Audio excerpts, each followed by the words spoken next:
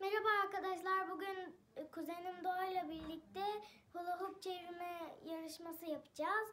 Şimdi en çok çeviren kazanır. Doğa benim rakibim olacak. Hadi başlayalım.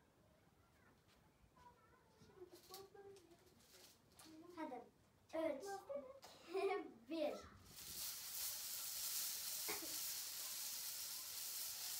Yan yana olduğumuz için çarpabilir aslında.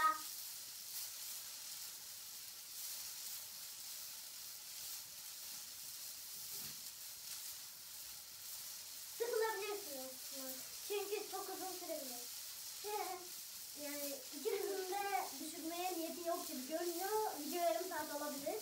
Dikkat edin.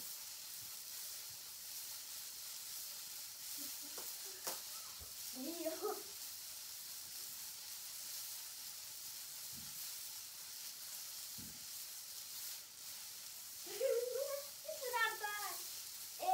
Arkadaşlar yanınızda birileri varsa bir kutunuzu paylaşabilirsiniz.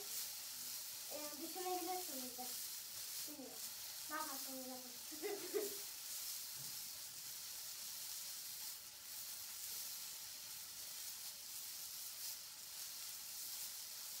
Belimizi ağrıyana kadar çevireceğiz yani artık. Sonra da yürüyemeyeceğiz.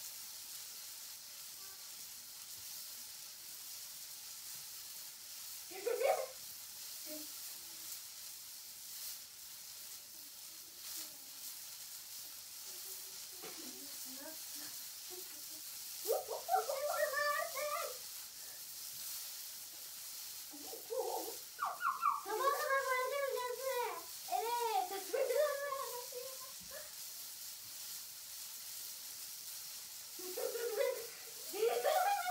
Niye geliyor? Bilmiyorum. Anam geliyordu bak. Kaslı. Kıpırdım. Ayakta uyuyacağım. Sonra uyurken zor olacağım.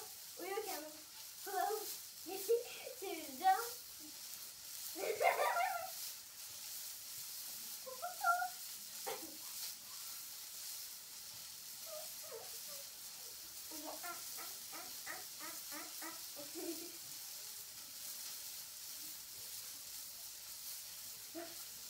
Bunu sabaha kadar yapabilirim ama. Evet. Bir gün düşüreceğim bunu. Bunu evet. Bir gün düşüreceğim. Evet düşüreceksin. Ayten düşüreceğim. Evet sen. Ayten. Evet sen. Ayten.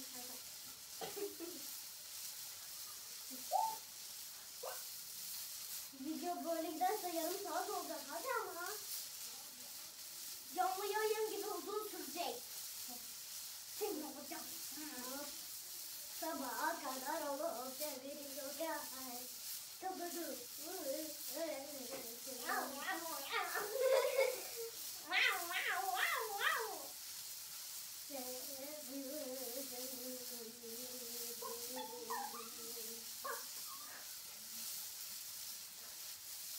Güzel çalışıyorum.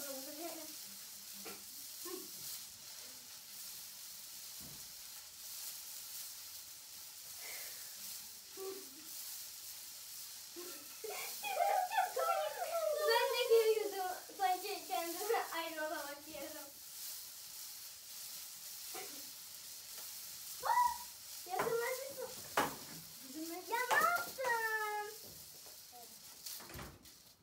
Yürüdü işte. Hile yaptı. Şimdi kolda çevireceğiz. Hadi. Hı? Şimdi kolda çevireceğiz. Ha? Birinci sensin. Bardaklar kırılmasın ha. Çevir. Hile yaptığın için birinci sensin o.